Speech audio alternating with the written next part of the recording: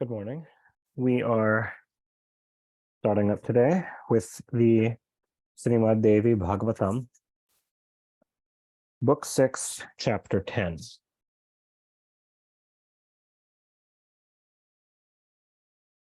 Janamejaya said, O Brahmana, you have described in detail the wonderful character of Indra, his displacement from his heavens, and his suffering many hardships in his karma for the killing of the sons of Vishvakarman. And at the same time, you have described very widely the greatness of the highest goddess of the world. But one doubt has arisen in my mind, that Indra was very powerful, and when he got lordship over the Devas, which means, in other words, that no trouble would pain him, how was it that he had to feel pain and agony? He got the lordship of the Devas and his highest position by performing 100 Ashvamedha yajnas. How was it then that he was again displaced from that position? O ocean of mercy, kindly explain to me the causes of these. You know everything. You are the best of the Munis and the maker of the Puranas. I am your devoted disciple. Therefore, nothing can there be that cannot be mentioned to me. So, O highly fortunate one, kindly remove my doubts. Sutta said, thus asked by Janamejaya, Vyasa, the son of Satyavati, gladly spoke in due order the following words. O Raja, hear then the causes that are certainly very wonderful. The rishis say that karma is of three kinds. Sanchita karma, which means accumulated karma, vartamana karma, and prarabdha karma. Each of these is again subdivided into three categories, sattvic, rajasic, and tamasic. The accumulated effects of karmas done in many past lives is called sanchita, O Raja. The effects of this sanchita karma, be it auspicious or inauspicious, be it for a long time or a short time, must be experienced by beings, whether it be good or bad. The sanchita karma done by embodied beings in several previous births, meaning all of their previous births, can never be totally exhausted, even in 100 koti kalpas, without their being experienced. The karma that is currently being done by a jiva, and that has not as yet been completed, that is called vartamana karma, the results that you are currently setting in motion by your present actions. The jivas do this vartamana karma, auspicious or inauspicious, in their present embodiments. At the time of birth, a part of the sanchita karma, the soul takes up for fructification in that birth. This part of sanchita karma is called prarabdha karma. This is exhausted only when its effects have been fully borne out by the embodied soul. Beings cannot but bear the effects of this prarabdha karma. O Raja, know this for certain, that the effects of merits or demerits done previously must be borne by anybody, be he a deva, a human, an asura, or a yaksha, or a gandharva. The acts done previously go to form the new births of all beings. When the karma gets exhausted, then no more birth takes place. There is no doubt in this. Brahma, Vishnu, Rudra, Indra, and the other devas, the danavas, yakshas, gandharvas are all under the control of this karma. O Raja, were it not so, how could they get bodies that are the causes of the experiences of pains and pleasures of all beings?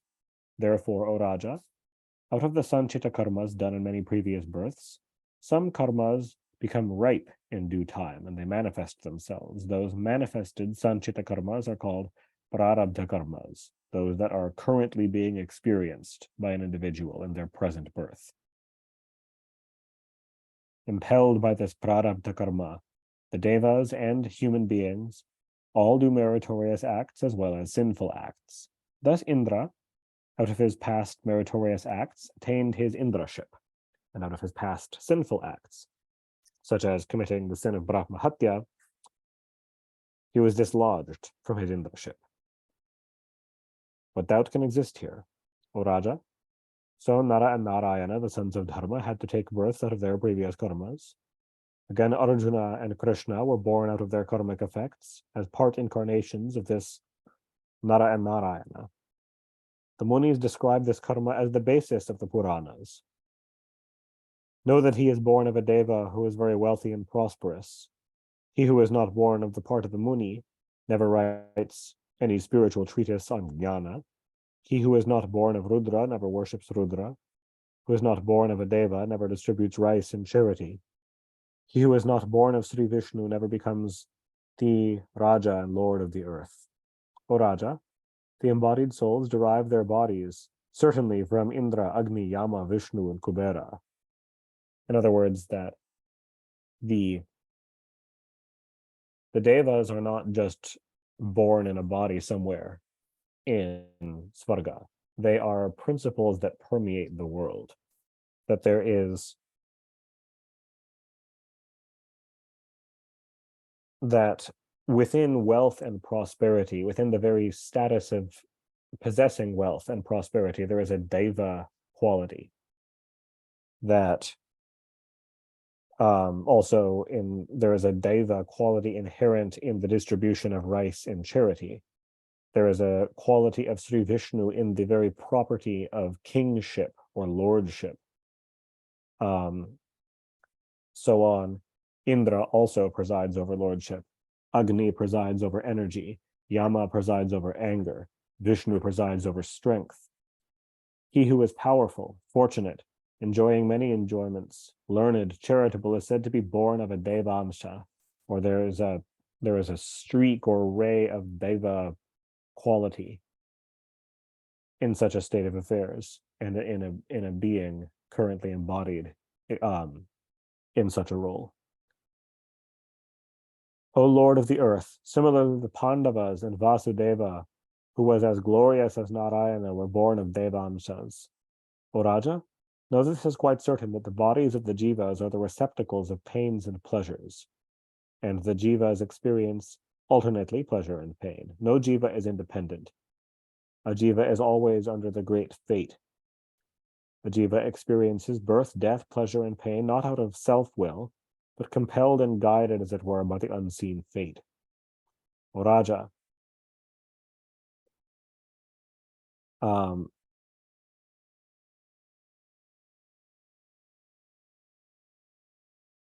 how very powerful it is that fate can easily be judged by the following: that the Pandavas were born in a forest, then they went to their own homes. They performed the Maharaja Suya Yagna by virtue of their own strength. After this, they had to suffer their exiles in the forest, a much greater and more terrible hardship, indeed, than their early childhood in a forest.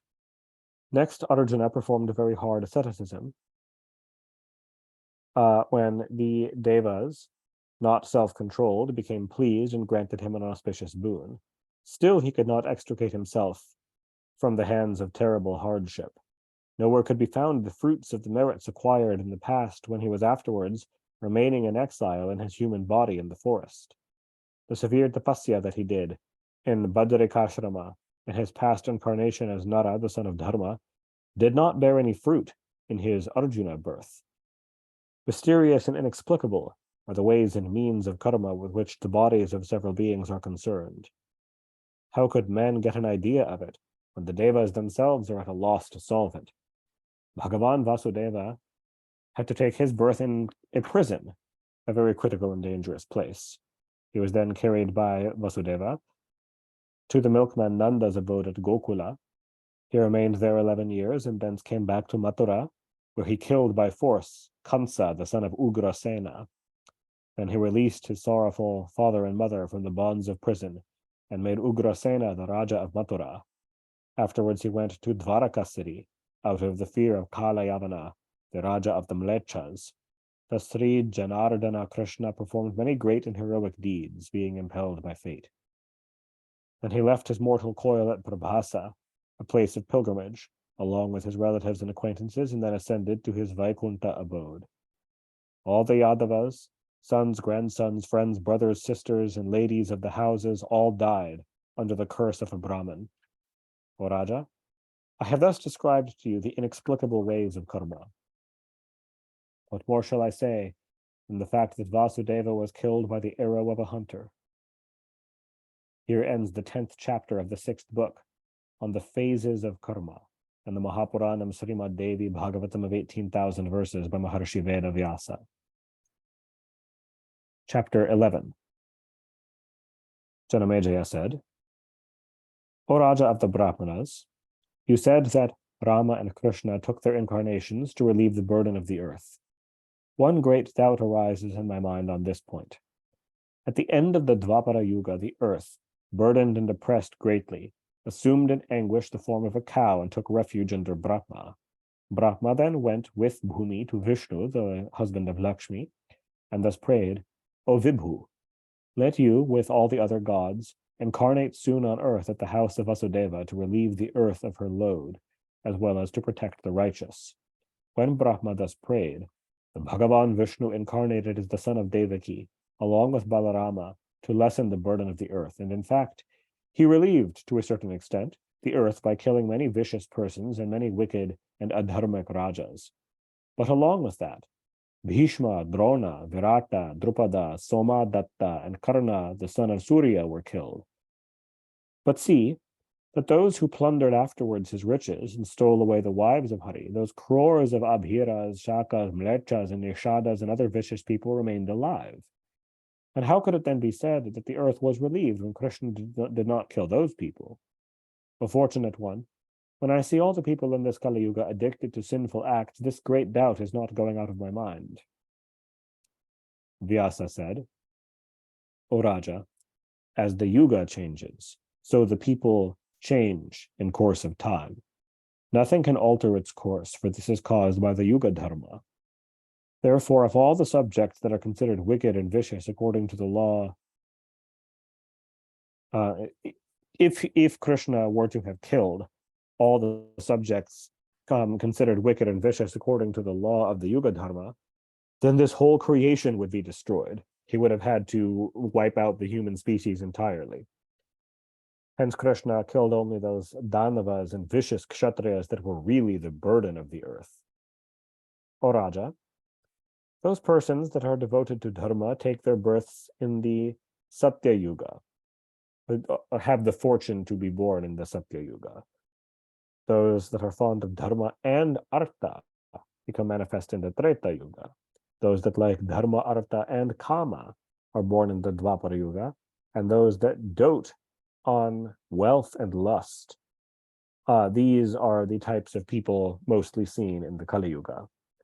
O Raja, know this as certain that these characteristics peculiar to each yuga never vary, and know this too, that time, the Lord of Dharma and Adharma, is always present, rolling one yuga to the next. The Raja said, O intelligent one, where are those pious persons now who were born as high-souled religious persons in the Satya Yuga? Where are those munis now who were devoted to charity in the Treta or Dvapara Yuga?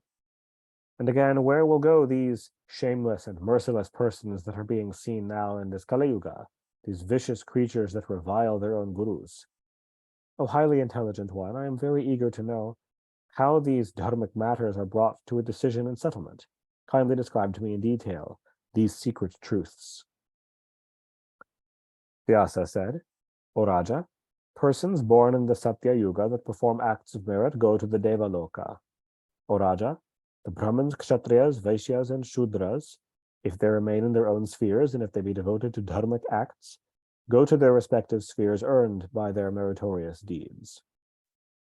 By virtue of truth, mercy, charity, going to one's own wives, in other words, not cheating on one's own wives, not injuring animals, and having no jealousy and showing mercy equally towards all, by practicing these universal forms of dharma, even the lowest varnas, washermen and others, all go to the paradise. So in the Treta and Dvapara Yugas, humans go to heaven by virtue of their merits earned in practicing their svadharmas, their self-natures. But in this Kali Yuga, persons addicted to vicious acts go to terrible hells, and remain there till the end of the Kali Yuga, when they will again be born on this earth. O Raja, when the Satya Yuga begins and the Kali Yuga ends, the mention of remaining there to the end of the Kali Yuga refers to those most addicted to vicious acts, mass murderers and tyrannical oppressors and such. Like the people toward the end of the furthest extreme of evil.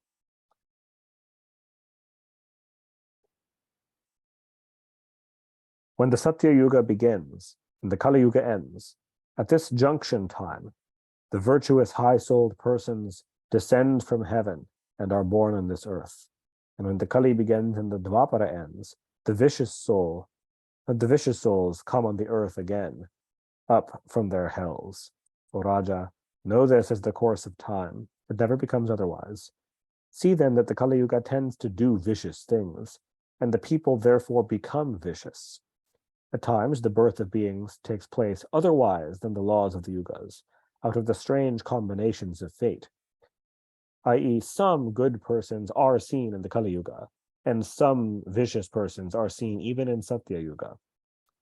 For this reason, those that do meritorious acts in the Kali Yuga may be born as men in the Dvapara, the next to come. So the good persons of the Dvapara might take their births as men in the Treta, and so the good persons in the Treta might be born as men in the following Satya Yuga.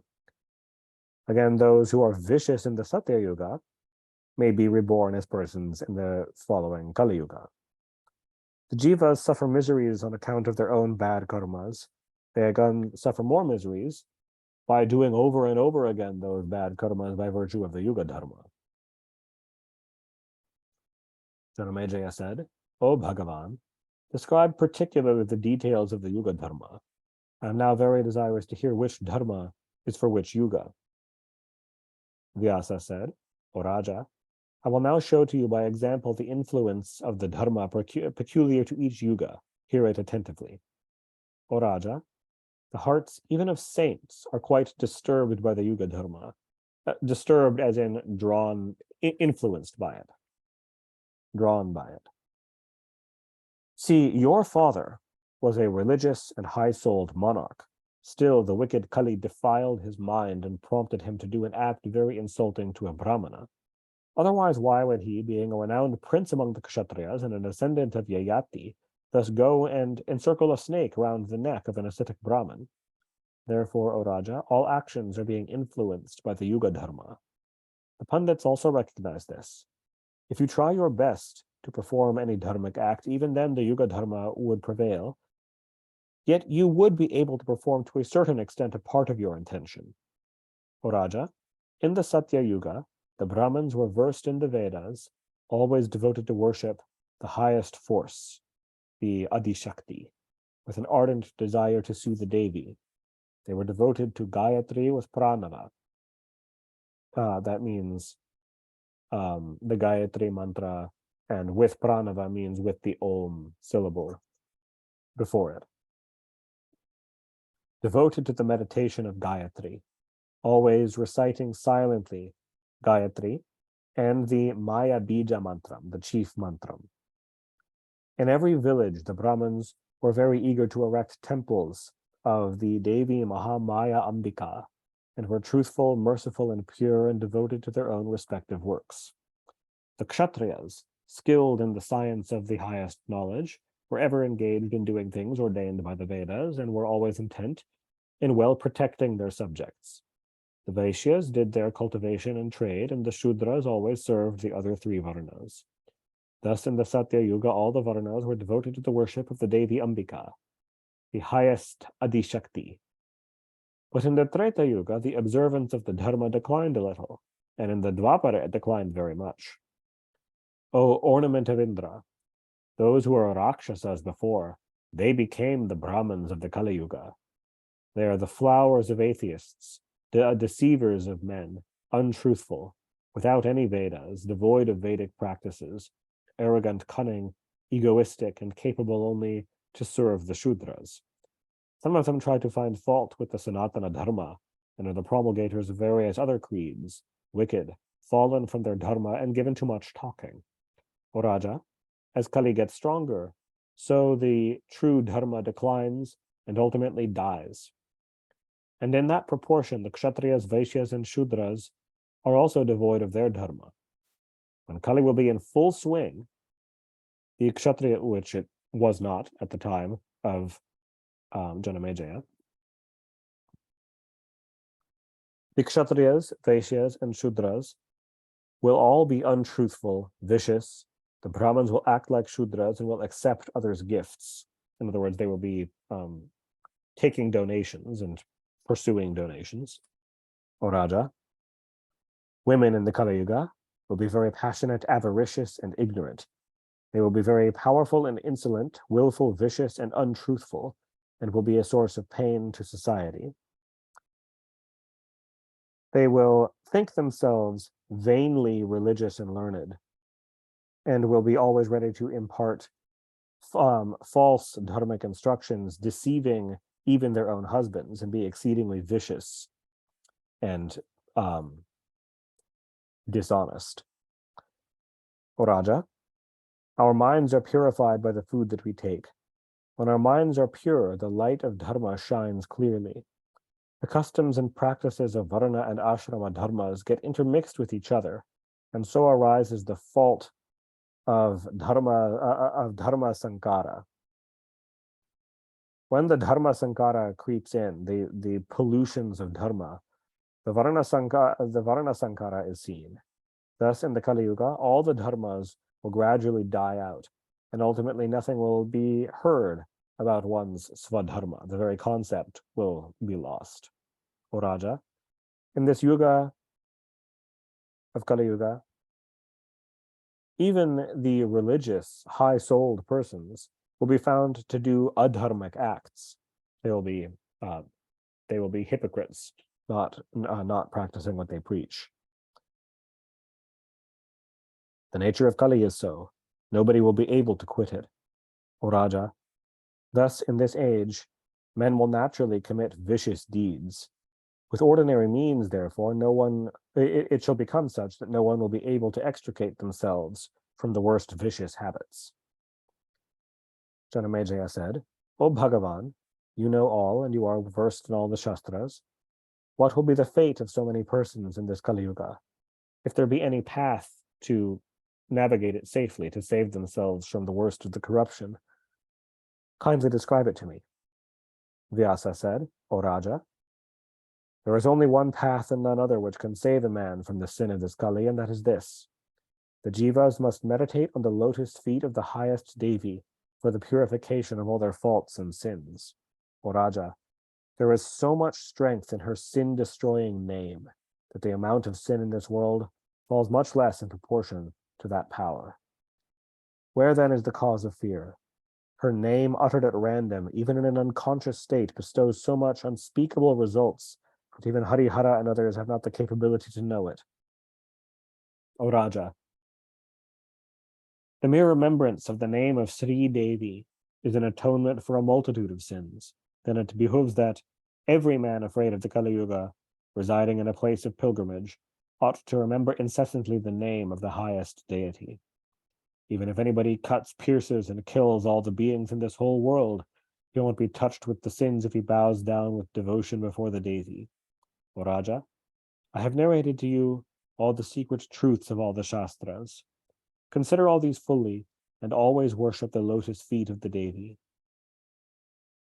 All men are reciting silently the japam called the Ajapa Gayatri. Still they do not know the glory of it, such is the powerful influence of Maya. All the Brahmanas are reciting in the depths of their hearts the Gayatri mantram, yet they do not know the glory of it. Such is the great influence of Maya.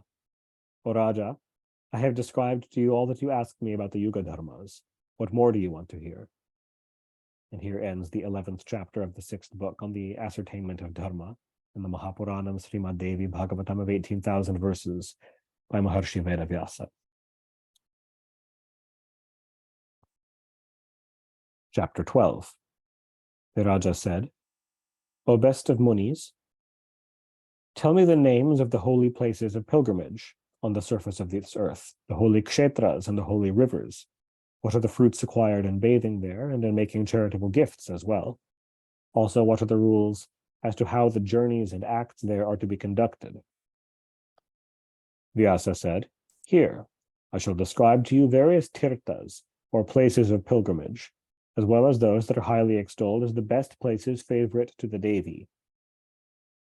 Amongst the rivers, the following are reckoned as chief and holy: the Ganga, Jumna, Jumna is another name of the Yamuna, Saraswati, Narmada, Gandaki, Sindhu, Gomati, Tamasa, Kaveri, Chandrahaga, Vetravati, Charmanvati, Saraju, Tapi, and Savramati. Besides these, there are hundreds more rivers on the surface of the earth. Of them, those that flow into the ocean are holier, and those rivers which do not reach the ocean are less holy. Of those rivers that flow into the ocean, those that always flow with great current are comparatively holier. But in the 2 months of Shravana and Bhadra, roughly in the period of late summer to the very beginning of autumn, all rivers are considered as if during their menstruation periods. At this time, also, some rivers carry waters of the rains, just sufficient to supply the villagers with water. O Raja, the following are the famous places of pilgrimages calculated to bestow merits: Pushkara, Kurukshetra, the holy Dharmaranya, Pravasa, Prayaga, Naimisharanya, and Arbudaranya. O Raja, of the mountains, the following are considered as most sacred: Sri Shaila, Sumeru, Gandhamadana. Of the lakes, the following are very holy and very famous: Manasarovara, Bindusarovara, and Akshoda. These are the chief 3 lakes. To those munis that meditate on their Atman, all ashrams are sacred. Still, the ashrama of Badri is always considered very sacred and the most celebrated of all ashramas. Here, Nara and Narayana, the 2 famous munis, practiced their asceticism. The Vamanashrama and Shatayupashrama are also well known. Thus, every ashrama is named after the muni that practiced asceticism there, and those in that case named after other than the Badri ashram, the Badrikashrama, which is named after trees that grow there. But the other 2 mentioned, Vamanashrama means the ashrama of Vamana,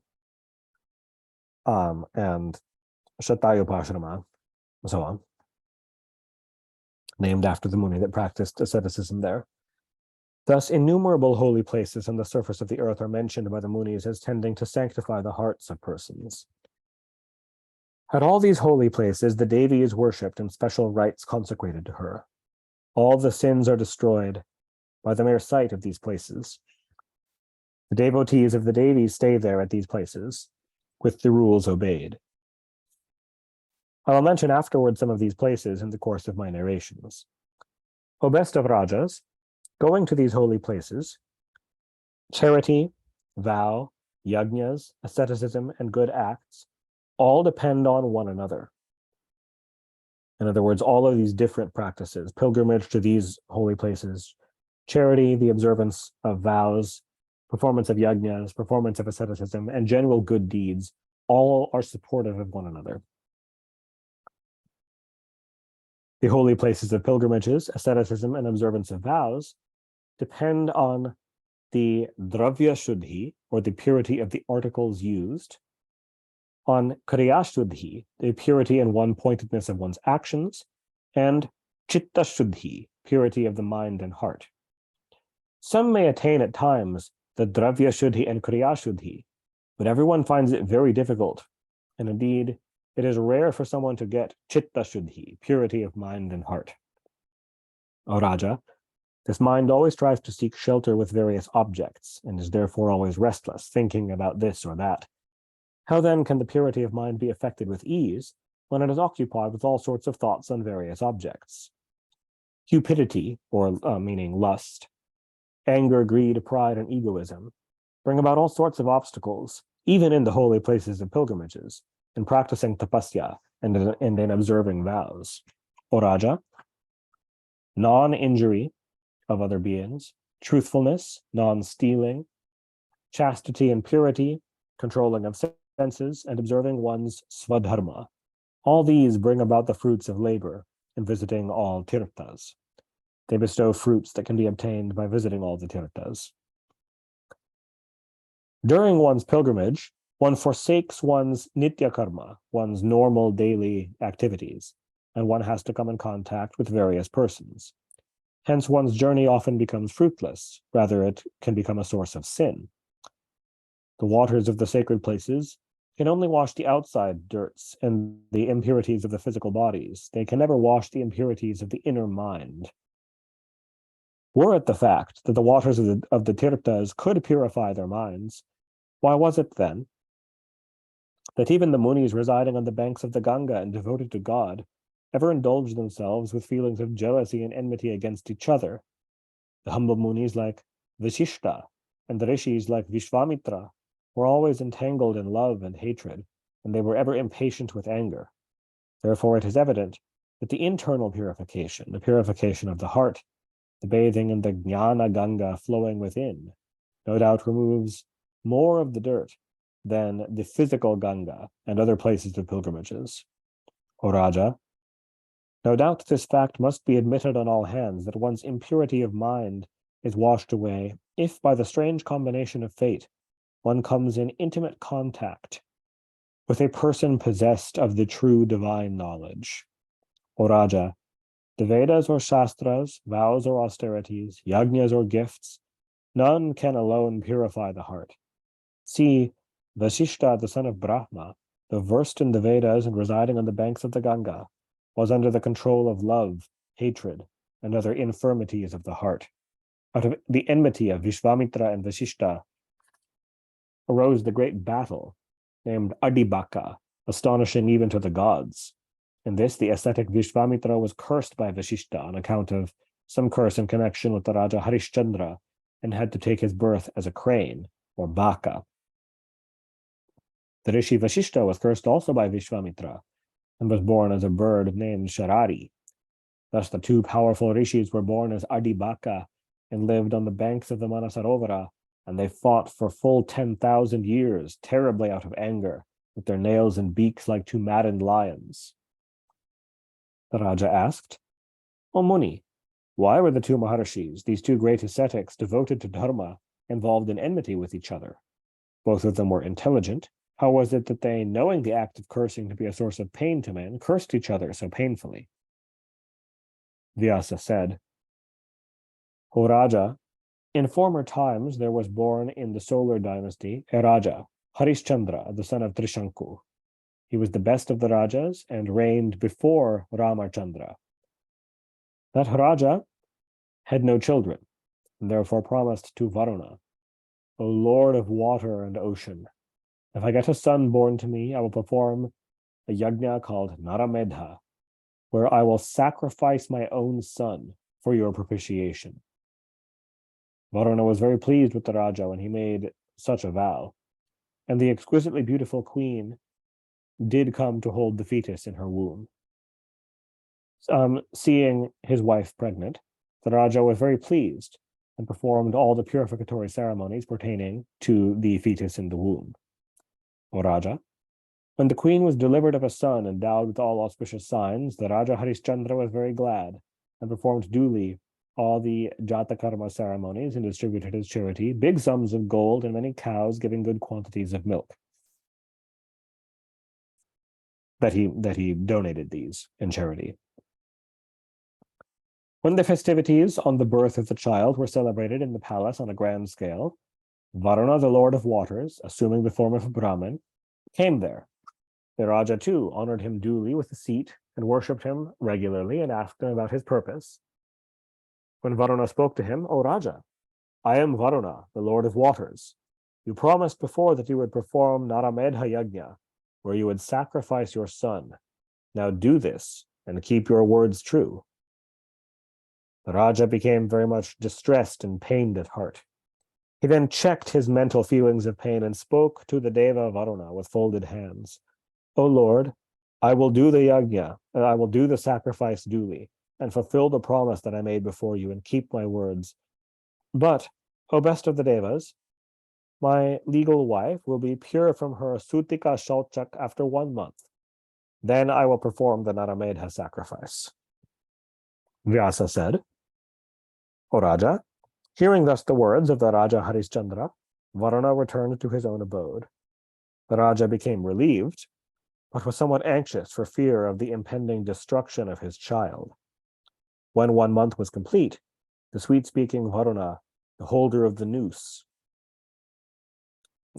here it is no coincidence that Vyasa references Varuna as the holder of the noose, in this case, the holder of the noose of the king's ill-considered promise that he made this vow to sacrifice his own son. Varuna, assuming the form of a very pure Brahmin, again came there to the palace of the Raja to see him. The Raja worshipped him duly and gave him the seat to sit, and spoke with humility the following words, attempting to reason with him. O Lord, my son is not yet purified. How can he be tied to the sacrificial post for being immolated? Therefore, I will perform the sacrifice when the boy becomes cleansed after a purificatory rite and becomes an initiated kshatriya. O Deva, if you know me as your humble servant, have mercy on me. I will then consider myself as blessed. See, the children not passed through purificatory rites are not entitled to any yajnic act. Therefore, wait for some time longer. Varuna said, O Raja, you are deceiving me and putting off the time longer and longer. I now see that you were childless before, and now that you have got a son, you are bound up in an indissoluble tie of affection for him. Whatever it be, I now go back to my home at your pitiful request. I will wait for some time longer, and I will come again. O child, let you then be true to your words. If it be otherwise, I will curse you, and thus give vent to my anger. The Raja said, O Lord of the waters, after the completion of the Samavartana ceremony, I will duly sacrifice my son at the great Naramedha sacrifice, have no doubt. So this means after the completion of the Samavartana ceremony means after his son goes to the ashram of a guru, studies under there, graduates, and comes home.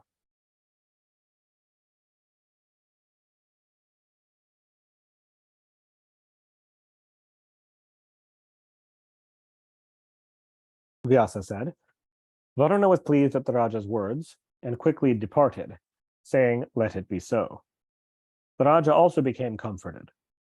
On the one hand, the Raja Harishchandra's son became widely known by the name of Rohita, and as he got older, he became gradually versed in all the sciences and became very clever and intelligent.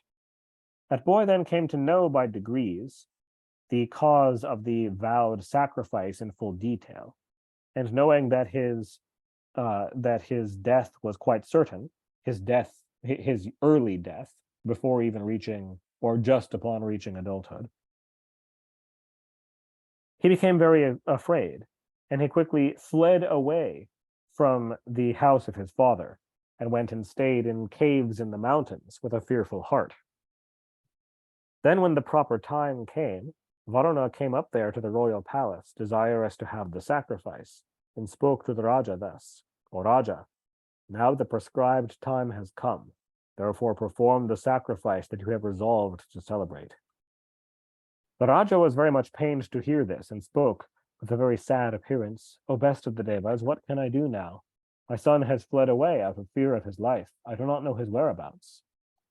Varuna became very angry at these words, and cursed him thus, O liar, you are a hypocrite pundit, therefore you have deceived me repeatedly. Let therefore the disease of dropsy come and afflict your body. Varuna, the holder of the noose, cursing him thus, went back to his own abode. The Raja became afflicted with dropsy, remained in his own residence, afflicted with cares and anxieties. Rohita, the son of the Raja Harishchandra, heard about the severe illness of his father, that he was very much tormented with dropsy from the curse of Varuna. One day a traveler told the Prince Rohita, O son of the Raja, your father is very ill with dropsy due to the curse and is very sorry. Certainly your brain has turned wrong. Vain is your coming in this world.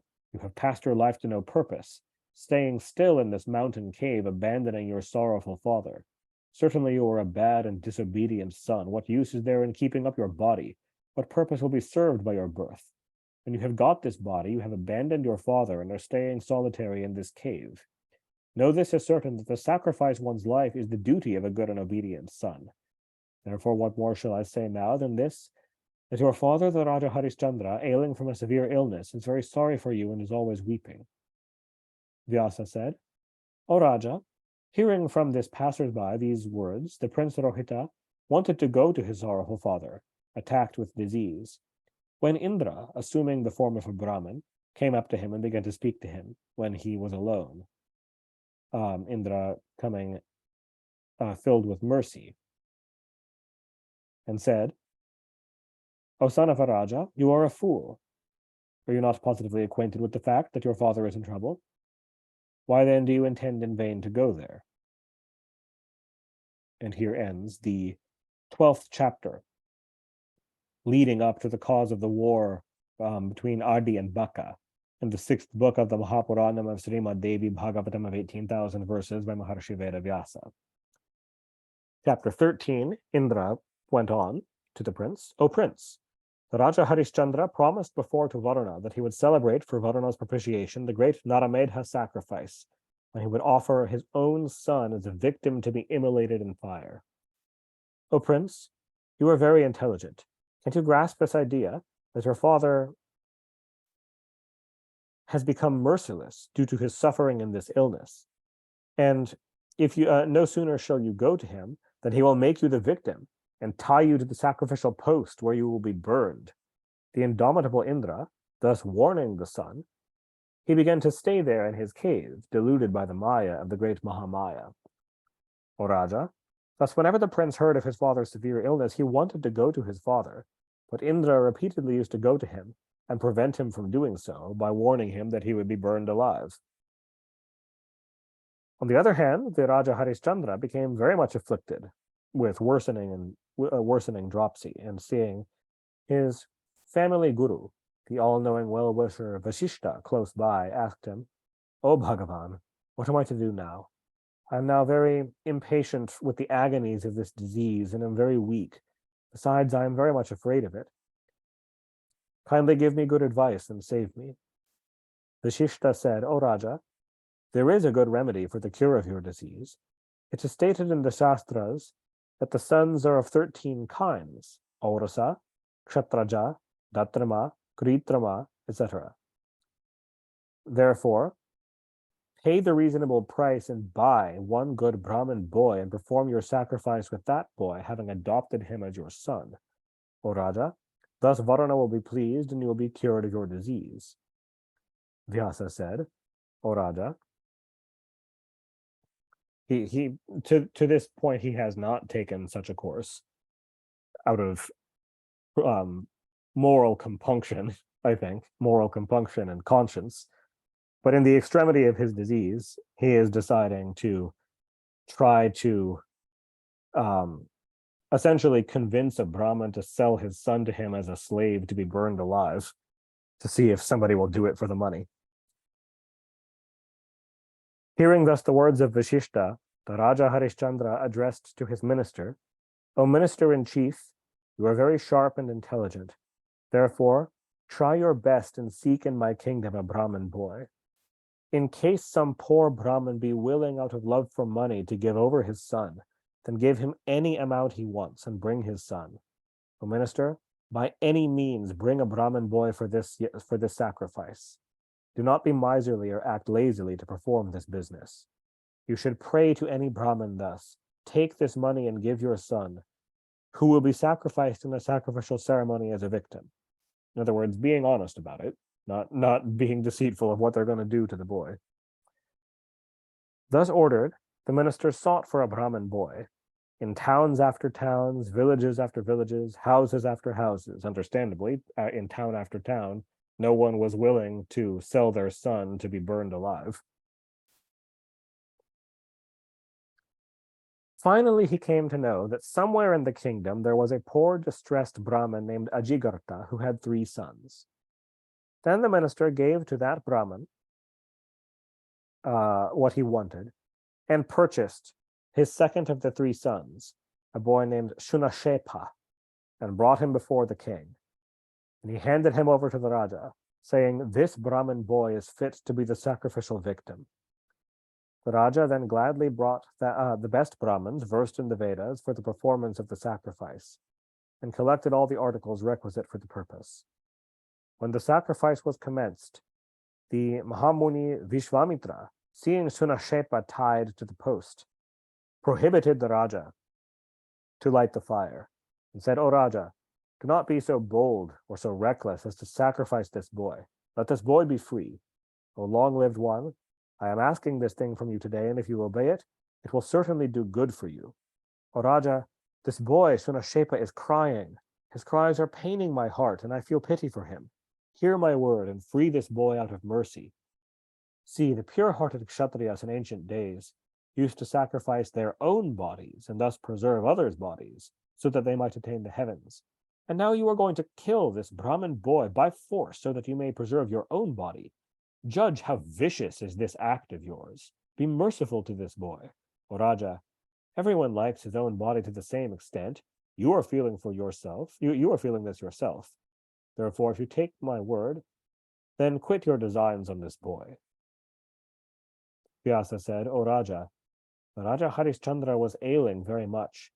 Hence he did not pay any heed to the Muni's words and did not have mercy on the boy." Thereupon, the very fiery-spirited Vishvamitra became very angry with the Raja. And Vishvamitra, the son of Kushika, the foremost of the knowers of the Vedas, showed his mercy on Shunashepa and gave him the Varuna mantram.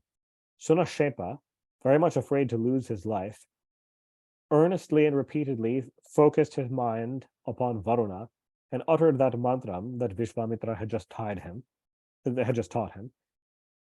in pluta tone. In other words, a lengthened or prolonged way of chanting a mantra very slowly with all the syllables drawn out.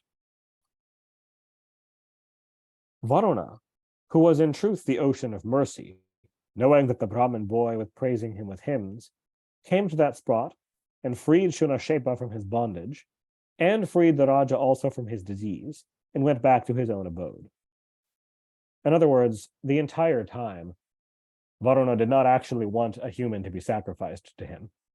When it was at the point of it, he came, took the boy alive, did not harm him, and ended the curse, called the whole thing off. He was attempting to hold the Raja to his honesty, having made this vow to him. But he didn't actually want him to burn a human child alive. Thus the Maharshi Vishvamitra became very glad that the Muni's son had been rescued from the jaws of death.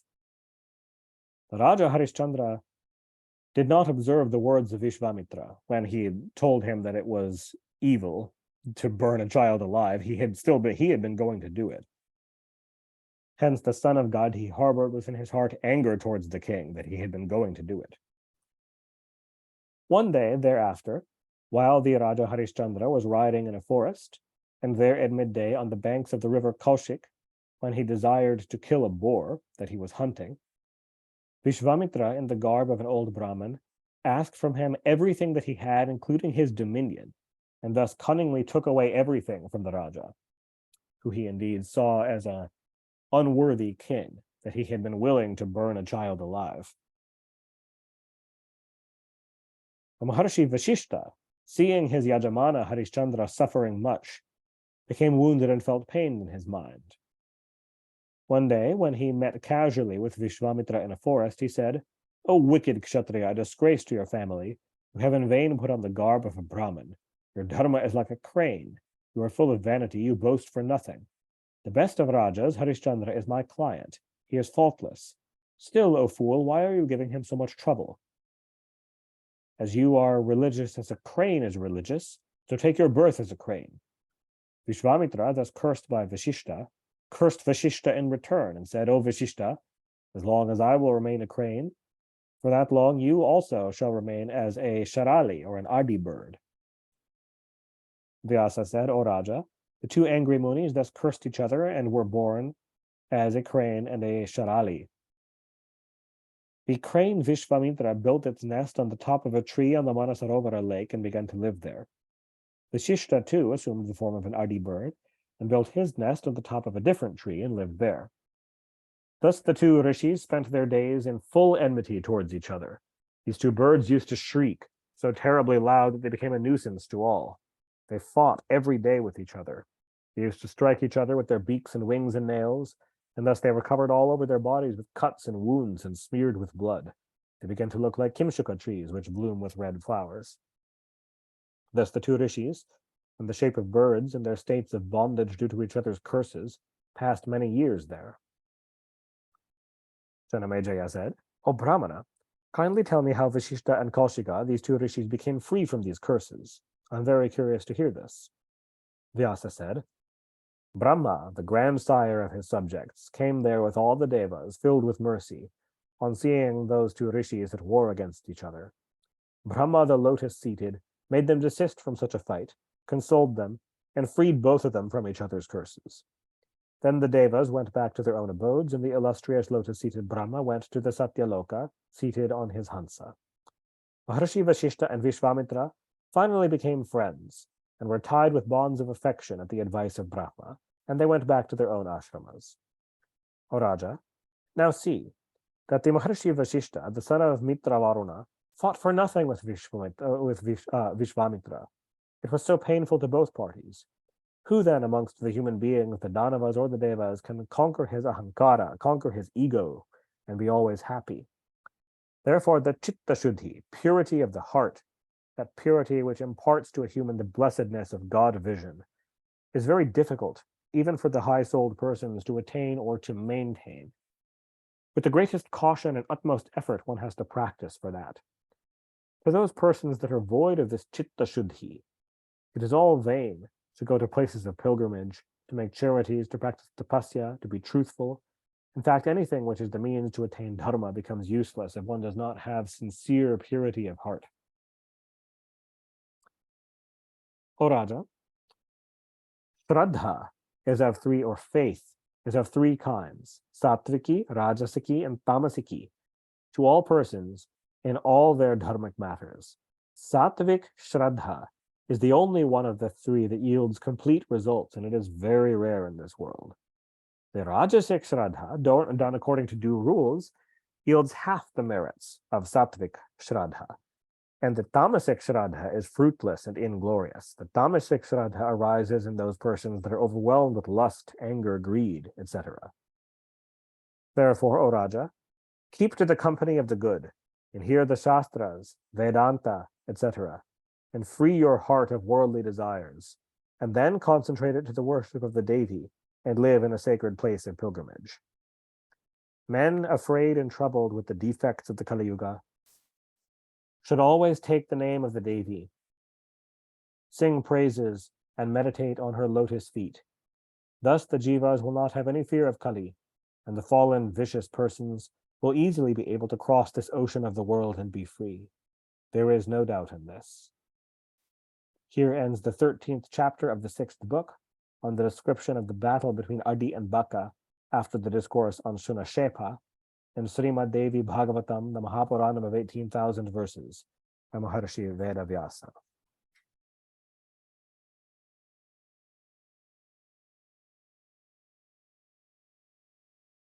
And I think that's probably a good stopping place. It's close to our usual time, and it's the end of a particular story cycle, and the next chapter starts another one. So I think we will end there for today. Amazing. Thank you, Devala. Jai Ma. Jai Ma, thank you for coming.